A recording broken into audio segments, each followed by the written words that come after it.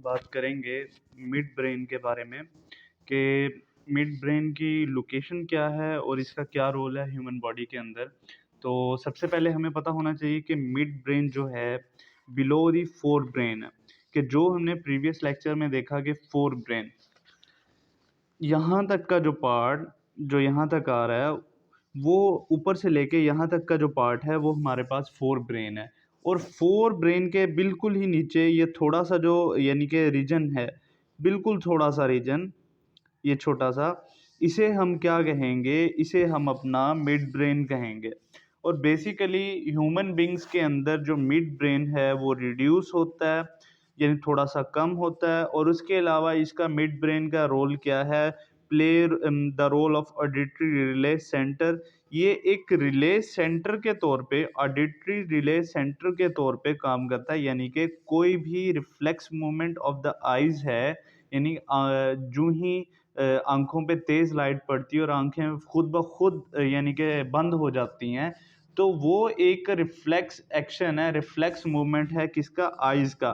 तो वो कौन करवाता है, वो हमारा मिड ब्रेन करवाता है। उसके बाद इसका एक और रोल है कि रेटिकुलर फॉर्मेशन है, कि एक यानी कि स्क्रीनिंग द इनपुट इंफॉर्मेशन। हमारे पास जो हाइंड ब्रेन से इंफॉर्मेशन आ रही है वो अगर यानी कि फोर ब्रेन तक जानी है, देखें, अगर ये वाले हिस्से से पोन्स मेडुला या फिर सेरिबलम के, यानी कि जो हमारे हाइंड ब्रेन से इंफॉर्मेशन ने पास करके जाना है कहाँ पे, हमारे हायर रीजन में, हमारे फोर ब्रेन के सेरिब्रम में या किसी और पोर्शन में, तो ये क्या करेगा कि ये जो हमारा मिड ब्रेन है ये उसे प्रोसेस करेगा, उसे स्क्रीन करेगा, उसे समझने की कोशिश करेगा और उसके बाद ये हमारे ऊपर वाले सेरिब्रम के पास भेजेगा। तो इसीलिए ये एक यानी कि रेटिकुलर फॉर्मेशन का रोल अदा करता है, screening the input information before they reach to the higher brain centre, कि ये स्क्रीन करता है, स्क्रीन करने के बाद क्लियरेंस देता है, तो ही इंफॉर्मेशन हमारे क्या कहते हैं फोर ब्रेन के पास जाती है। अब हम बात कर लेते हैं अपने हाइंड ब्रेन की। हाइंड ब्रेन हमारे ब्रेन का सबसे नीचे वाला हिस्सा है और सबसे आखिरी पार्ट है, और इसके तीन मजीद हिस्से हैं। कितने? तीन मजीद हिस्से, मेडुला, पोन्स और सेरिबलम। अब देख रहे होंगे कि मैंने सेरिबलम एक साइड पे लिखा हुआ है। अगर हम इसकी यानी कि कंपोजिशन को देखें तो क्या है कि हमें जो सबसे नीचे मिल रहा है मेडुला, फिर मिल रहा है पोन्स। अगर आप देखें कि मेडुला और पोन्स के एक साइड पे सेरिबलम है, ठीक है। अब आपने कंफ्यूज नहीं होना, सेरिब्रम जो है वो फोर ब्रेन का हिस्सा है और सेरिबलम, सेरिब्लम भी ऑलमोस्ट उसी तरह की, इसके अंदर समझो कि ट्विस्ट हैं, लेकिन ये छोटे साइज का होता है as compare to the cerebrum. तो इसीलिए इनके मिलते जुलते से नाम है। आपने कंफ्यूज नहीं होना कि जो सेरिब्रम है वो फोर ब्रेन का हिस्सा है और सेरिब्लम जो है वो हाइंड ब्रेन का हिस्सा है। अब हम वन बाय वन देख लेते हैं कि हाइंड ब्रेन के ये जो पार्ट्स हैं क्या रोल अदा करते हैं। सबसे पहले हमारे पास आ रहा है मेडुला। मेडुला की हम दोबारा पोजीशन देख लेते हैं। ये आप देख रहे हैं कि मेडुला सबसे नीचे है। सबसे नीचे वाले हिस्से वाला जो यानी कि हाइंड ब्रेन का पार्ट है उसे हम कह रहे हैं मेडुला। मेडुला आपके समझो कि जिस तरह की मशीन होती है, एम से आपने याद रखना है मशीन, ठीक है। मशीन तकरीबन ऑटोमेटिक काम करती है, इसी तरह ही मेडुला का काम भी आपकी बॉडी के अंदर सारे के सारे ऑटोमेटिक फंक्शन को यानी कि चेक एंड बैलेंस के अंदर रखना है। सारे ऑटोमेटिक फंक्शन हैं वो मेडुला के अंडर हैं। ब्रीदिंग हो गया, ब्रीदिंग खुद ब खुद हो रही है, आप सांस ले रहे हैं, आपको खुद उसे कंट्रोल नहीं करना पड़ रहा, आपका ब्रेन ही उसे खुद ब खुद कंट्रोल कर रहा है। ब्लड प्रेशर, हार्ट रेट और स्वेलिंग, यानी कि आपका खाना अंदर स्वालो करके लेके जाना, ये जो सारे के सारे ऑटोमेटिक फंक्शन हैं, ये कौन सर अंजाम दे रहा है? ये मेडुला सर अंजाम दे रहा है। किसका पार्ट है? हमारे हाइंड ब्रेन का पार्ट है। उसके बाद हम आ जाते हैं पोन्स के ऊपर। पोन्स की भी हम पोजीशन देख लेते हैं। ये पोन्स यानी मेडुला के फौरन ऊपर ये थोड़ा सा उभरा हुआ सा हिस्सा है, इसे हम कहेंगे पोन्स। पोन्स क्या कर रहा है कि पोन्स न्यूरॉन्स इन पोन्स, यानी पोन्स के अंदर न्यूरॉन्स होते हैं और मेडुला से ऊपर मौजूद होता है।